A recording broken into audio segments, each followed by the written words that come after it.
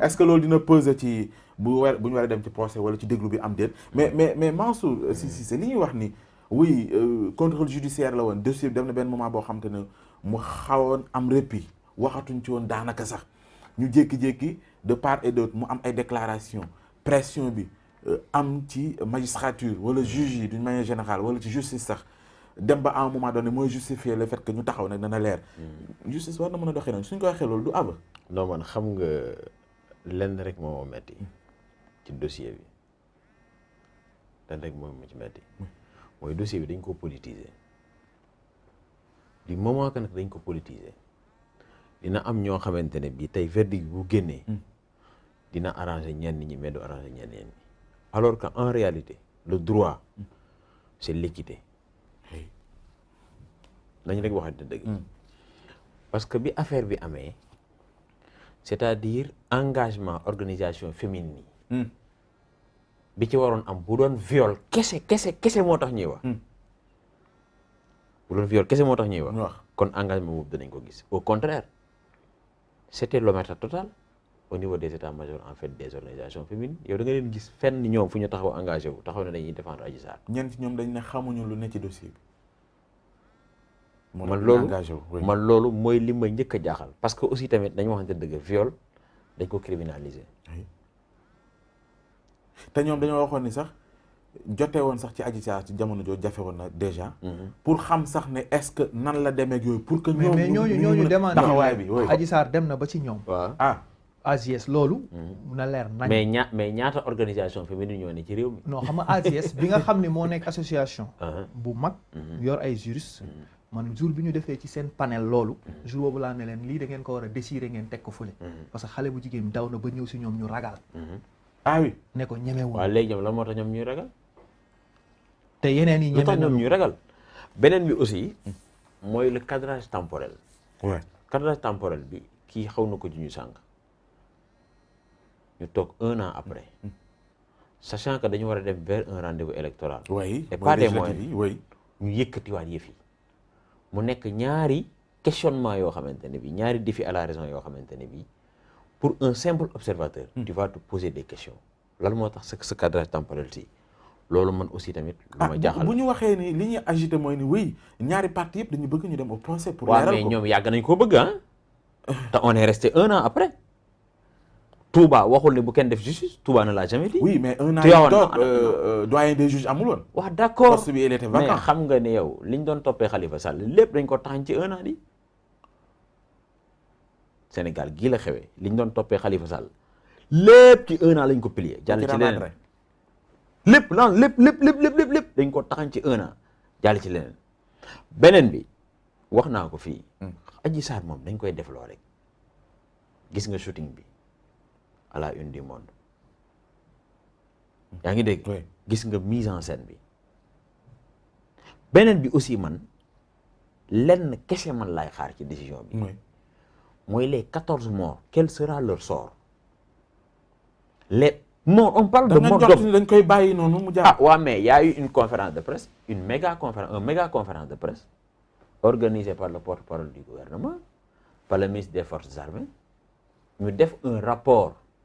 boo xamante ne ça a été déposé au niveau des chancelleries quelle est la suite de ce rapport 14 morts on parle de 14 morts man waxuma sax kas yi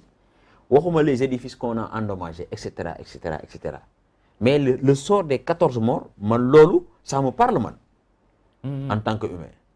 man loolu ça me parle beneen bi aussi mooy dossier bi yow da ngay xam ni dafa am koo xamante ne bi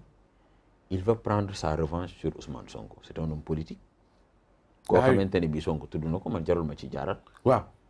yaa ngi dégg on peut comprendre loolu waaw si y a quelqu'un boo xam ne non y a quelqu'un d'ailleurs sax kooku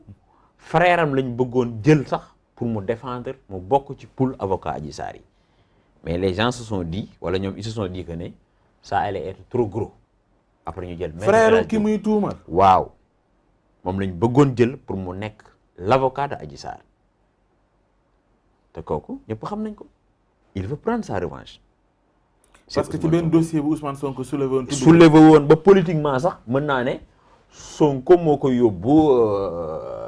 je peux dire à la touche sur le plan politique sur la touche autant pour moi sur le plan politique yaa ngi dégg. loolu si c'était humanisé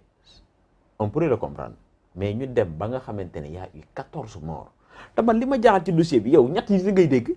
le soir des 14 morts doo ko sax dégg on parle de Ousmane Sonko Adji Sarr Ndeye Khady ak jëkkër ñi ñeent ñi kese yow imaginez des gens yoo xamante ne ci waroon xaaree loolu parce que M2D bu yàggul dara aussi ci bi ñuy fàttaliku 8 mars bi wala li ko jiitu def nañ ci sortie di demander woon à ce que ñu def lumière sur la mort de ces 14 ñi nga xamante ne ñoom ñoo ñàkk. xam nga tey budul kan ngay xaar c'est-à-dire ñàkk cee wax kan budul woon li ñuy ñàkk waxu kan moo ci jaaxal moo ci jaaxal. non budul woon li ñuy tere ne un dossier en instruction wala un dossier en instance kenn du ci wax kon ma defal la ay révélation mais malheureusement du ma ko mën a def. ci 14 morts yi non mais Ousmane est-ce que normal na yow ci réew moo xamante ne bii nee nañ c'est un pays de droit. y a eu un phénomène pas un phénomène un épiphénomène ou bien par exemple une accusation de faits divers fukki nit ay ñi ak ñeent faatu ci ñu toog un an après mënuñu ko lijjanti yow loolu jaaxalu la yow. ku responsable ci lii. mais tout le monde est responsable parce que on est en train en fait véritablement en fait de payer la note salaire hein? On se partage la facture du paiement de la note salaire. borom kër gi nag moom lu ci responsabilité. ah mais kooku kay c'est le premier responsable c'est le premier responsable parce que nañu waxante dëgg rek Ousmane tey jii yëf yi au début de cette affaire là yaa ngi dégg bi ñu convoqué Ousmane Sonko man li ma gëm te jàpp ko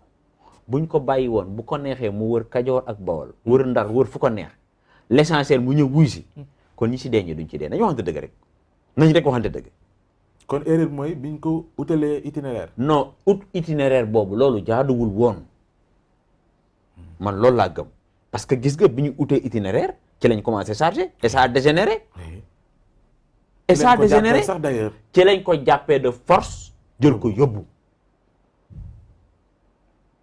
proportion yi mu am ni yëpp. foofu la tàmbalee foofu la tàmbalee mais buñ ko bàyyi woon ak itinéraire am kese comme niñ ko waxoon au début wër Kajoor ak Bawol xoolal comme ils le disaient ñoom dans leur WhatsApp pour dire que lii yoonu état nekku ci. yoonu état nekku ci parce que tey jii loolu moo tax man la par exemple borom kër gi c'est lui le premier responsable parce que moom tey c'est lui qui a l'exécutif entre ses mains et qui peut se prononcer sur le judiciaire loolu ñëpp xam nañ ko